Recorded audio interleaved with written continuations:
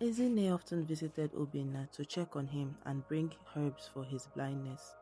One day, as she sat watching him move around his hut, a thought struck her. For a blind man, he seems too comfortable in his home, she said to herself.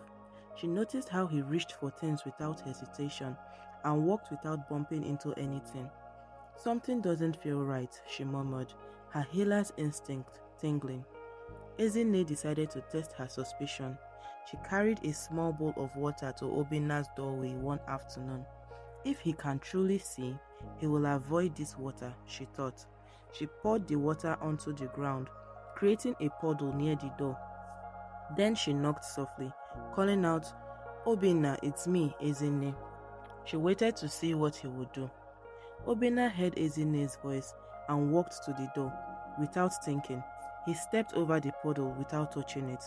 Ezinne's eyes widened. A blind man wouldn't have seen that, she thought. Obinna welcomed her inside, unaware of her test. Good afternoon, Mama Ezinne, he said warmly. Ezinne nodded, but her mind raced with questions. How could he know where the water was? Ezinne sat quietly as Obinna spoke about his day. She observed every little movement he made. He reached for his cup without fumbling and placed it back on the table perfectly.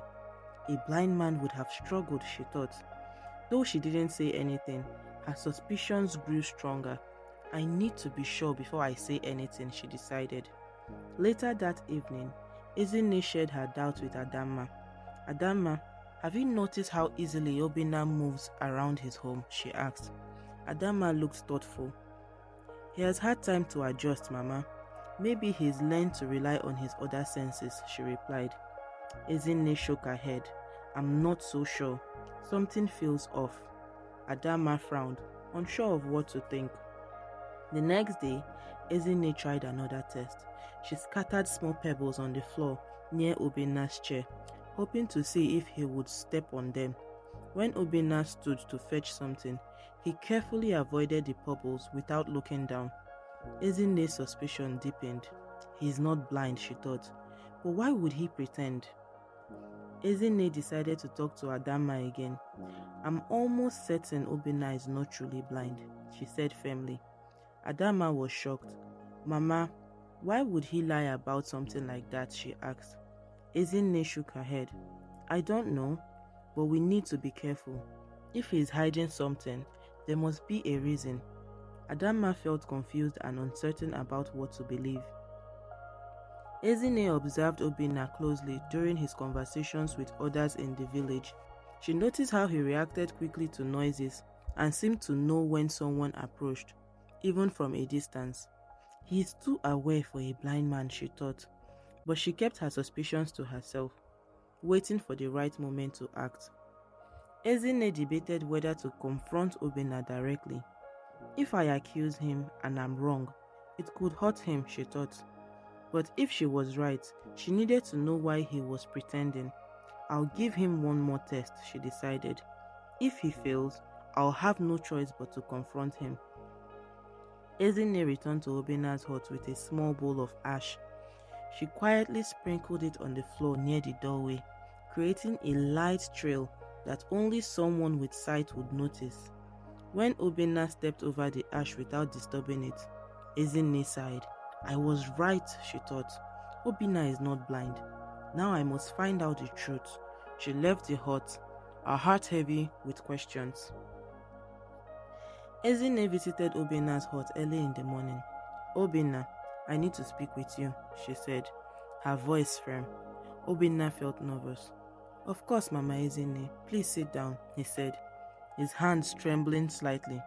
She looked into his eyes and said, I know you're not blind. Tell me the truth. Obinna froze, his heart pounding. At first, Obinna tried to deny it. Mama Ezinne, why would you say such a thing? He asked, forcing a smile. But Ezinne shook her head. I've seen how you move. You avoid obstacles too easily for a blind man. Don't lie to me, Obinna. Her words were calm but serious.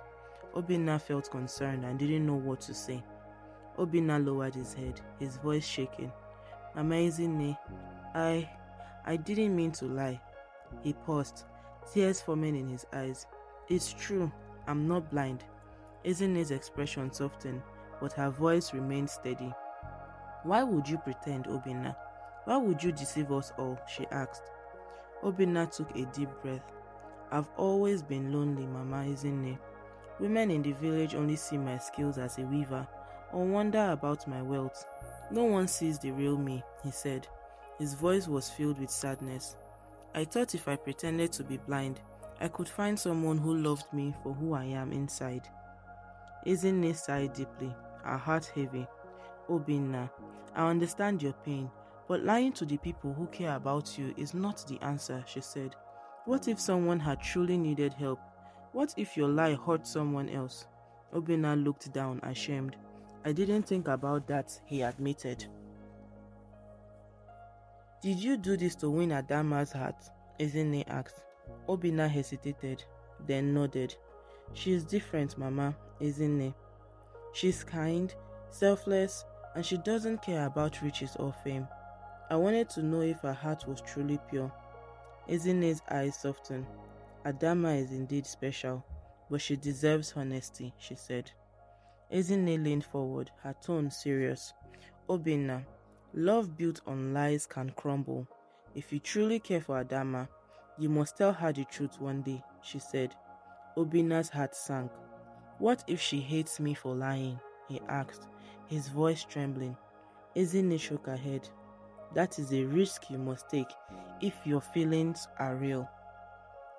Obinna wiped his eyes. I never meant to hurt anyone, Mama Ezinne. I just wanted to be loved, he said softly. Ezinne placed a hand on his shoulder. I believe you, but even good intentions can cause harm if they are built on deceit, she replied. Obinna nodded, his heart heavy with regret. Ezinne looked into Obinna's eyes. Promise me, Obinna, that you will tell Adamma the truth when the time is right, she said firmly. Obinna hesitated, then nodded. I promise, Mama Ezinne. I will tell her, but I need time, he said. Ezinne sighed. Time is precious. Don't wait too long. Ezinne stood to leave. I will not tell anyone your secret, Obinna, but know this. Deception is a heavy burden to carry, she said. Obinna thanked her, his voice filled with relief. Thank you, Mama Ezinne. I will find the right moment to tell her, he promised. As Ezinne walked home, she thought about Obinna's words. He is a good man, but he has made a poor choice, she said to herself. She worried about Adamma's heart and what would happen when the truth came out. I must guide them both carefully, she decided. Left alone, Obinna sat by his loom, his hands shaking. What have I done? He whispered. He thought about Adamma and how much her visits meant to him. She deserves the truth. But what if I lose her forever? He said, feeling trapped by his own lie. That night, Obinna made a decision. I will find a way to earn her love honestly, he said to himself. Though fear still gripped him, he felt a small spark of hope. I'll wait for the right moment, but I won't keep this life forever, he promised. With Ezinne's words echoing in his mind, Obinna prayed for the courage to face the truth. Chike noticed how often Adamma visited Obinna. Why does she spend so much time with a blind man, he wondered, feeling uneasy. Though he was wealthy and charming, Adamma seemed uninterested in him. I must find out what makes Obinna so special to her, Chike decided, his mind filled with jealousy. One day, in the marketplace, Chike began speaking to a group of villagers. It's so kind of Adamma to visit Obinna, he said with a sly smile. But don't you think she's only doing it out of pity? After all, he has nothing to offer her. The villagers exchanged curious looks, whispering among themselves. The rumor spread quickly. Adamma feels sorry for Obinna, one villager said. That's why she visits him so often. Others nodded, repeating Chike's words. It makes sense, another added. What could a blind weaver offer a woman like her? The gossip reached Adamma's ears, but she chose to ignore it. Adamma continued her visit to Obinna, despite the whispers. People will always talk, she told herself. When she arrived at Obinna's hut, He looked concerned. I've heard the rumors, he said softly. Adamma smiled. Don't let it bother you, Obinna. I know the truth, and that's all that matters, she reassured him. Chike grew more frustrated when he saw that the rumors haven't stopped Adamma from visiting Obinna. Why won't she give up on him? He murmured to himself. He decided to escalate his plan, hoping to tarnish Obinna's reputation further. If I can make him look weak, Adamma will see I'm the better choice, he thought. One afternoon, two women discussed Adamma's visits by the river. She's too kind for her own good, one said. Helping a blind man is noble, but isn't she wasting her time? Adamma overheard their words as she filled her water pot. Kindness is never a waste, she said firmly. Startling the women, they felt silent, ashamed.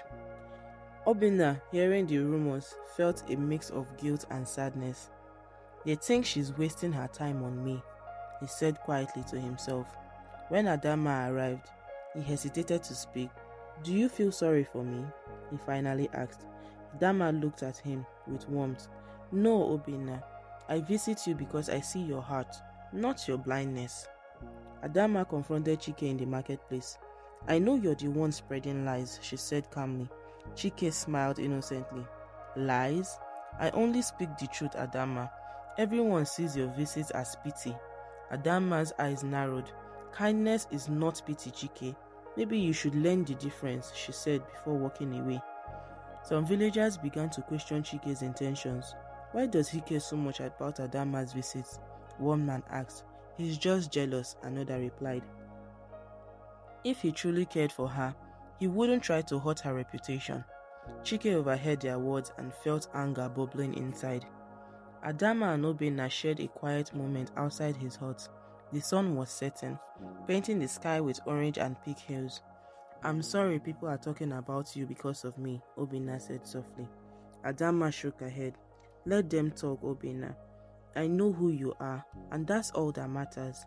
Her words comforted him. Frustrated by his failure to separate Adamma and Obinna, Chike began planning something more drastic. If words won't work, I'll find another way to make him look weak, he thought. His mind raced with ideas, each one more cunning than the last. Adamma will see that I'm the better man, he vowed. Despite the challenges, Adamma remained resolute. She continued her visits to Obinna, bringing food, herbs, and companionship. I won't let Chike's lie affect my kindness, she told herself. Her strength and loyalty inspired some villagers to admire her even more. Adamma's heart is pure, one woman said. Chike's jealousy will never change that. Chike stood in the village square, speaking loudly so everyone could hear. Obinna may be blind, but they say his weaving skills are unmatched. Let him prove it, he said, smirking. Villagers gathered, curious about what could happen. Obinna felt his heart race. Refusing would make him look weak, but agreeing could expose his secrets. When the villagers turned to Obinna, he pretended to be calm. Chike, weaving is not a game, he said softly. But Chike laughed.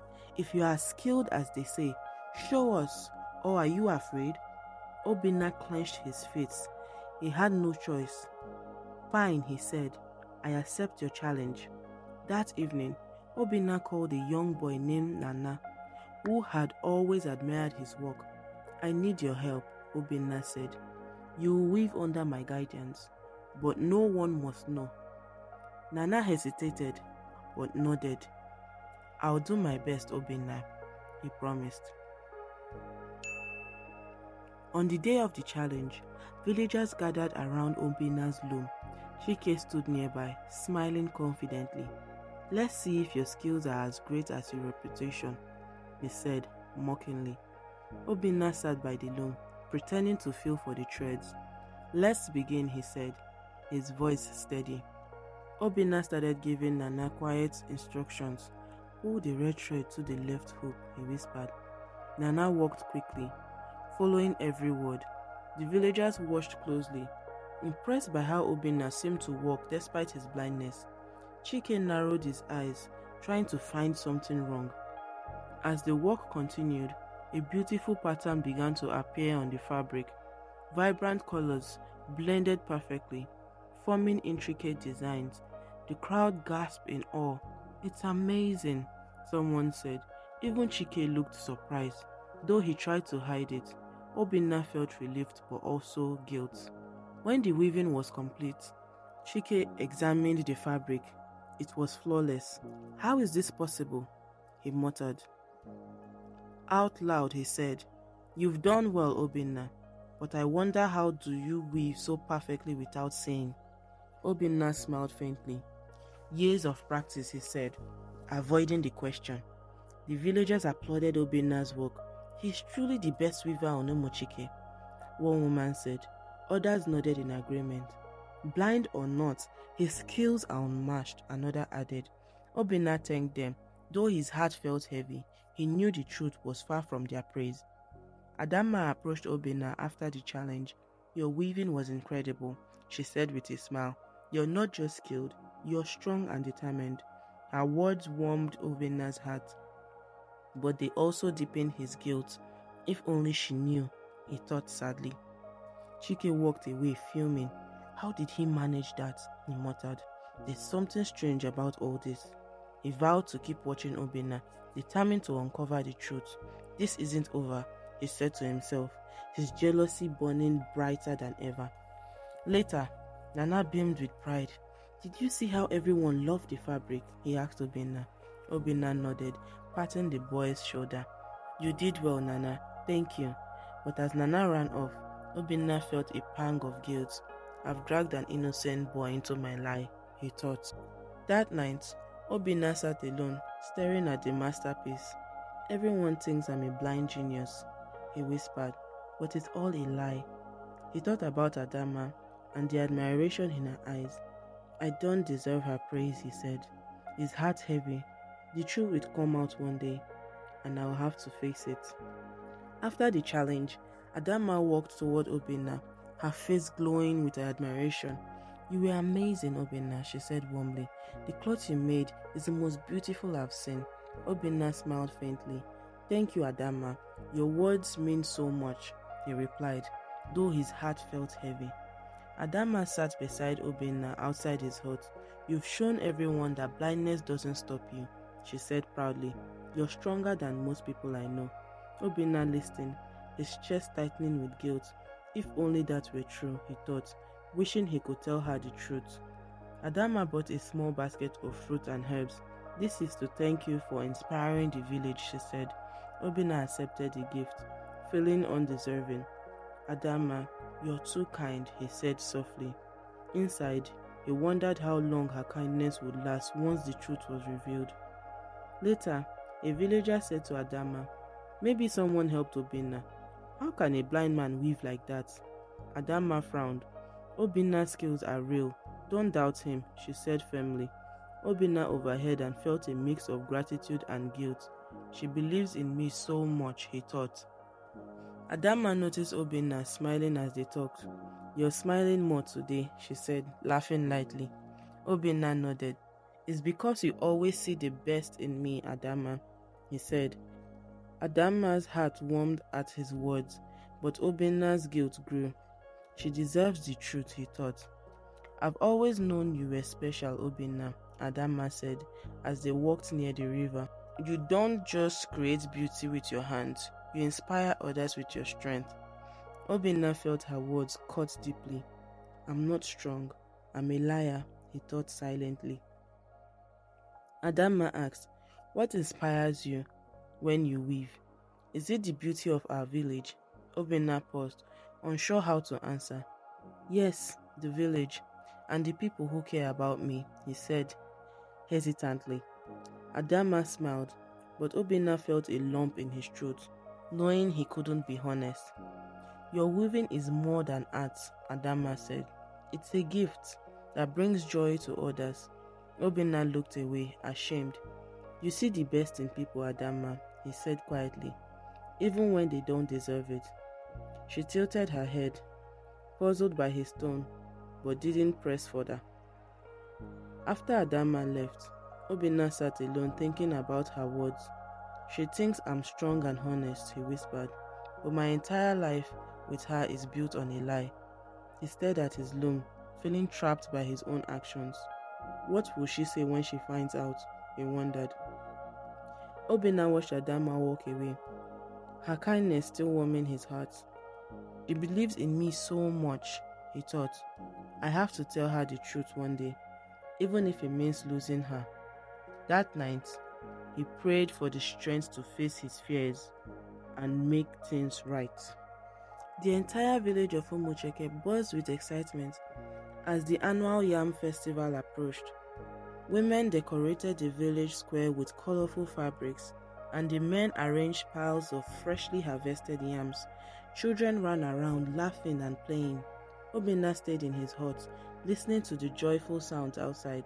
I can't miss this, he thought, even though his heart felt heavy. On the morning of the festival, Chike arrived in the square, dressed in fine robes.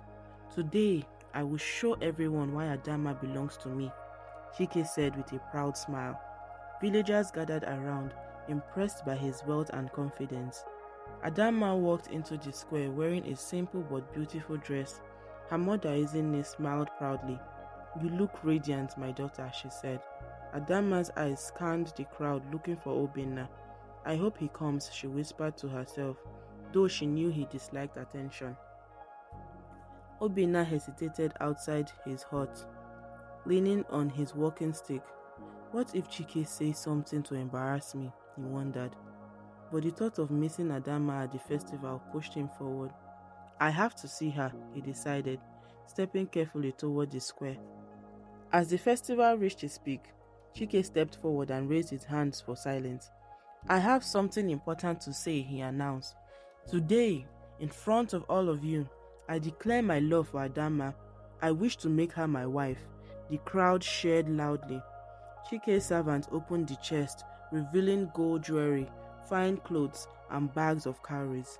These gifts are for Adamma and her family, Chike said with a wide smile. The villagers gasped at the wealth. He must truly love her, someone whispered. Adamma looked at the gifts but remained silent. Adamma felt the weight of everyone's eyes on her. She glanced at her mother, who nodded, approving, but her heart felt uneasy. Thank you, Chike, she said softly, but marriage is not a decision I can make so quickly. The crowd murmured in surprise. Obinna stood at the edge of the crowd, gripping his walking stick tightly. He watched Chike's arrogant smile and the lavish gifts. Jealousy and anger boiled inside him, but he said nothing. How can I compete with that? He thought bitterly.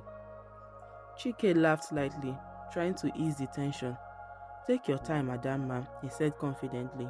I know you will make the right choice. He turned to the crowd and added, who else can offer her such a life of luxury? The villagers clapped and cheered again. Adamma's eyes searched the crowd until she saw Obinna standing quietly at the edge. Their eyes met and her heart softened. Why does he stay so far away? She wondered. She gave him a small smile, but he quickly looked away, his guilt weighing on him. Some villagers whispered about Chike's declaration. He's a good match for Adamma, one woman said. But does she love him? Another asked. A few glanced at Obinna. What can he offer her compared to Chike? Someone murmured. Obinna overheard and felt his chest tighten. As the festival continued, Obinna slipped away from the crowd, his mind racing. Chike has everything. Wealth, charm, confidence, he thought. But does he truly care for Adamma? Sitting by the river, he whispered to himself, if I love her, I must find the courage to fight for her, no matter the cost.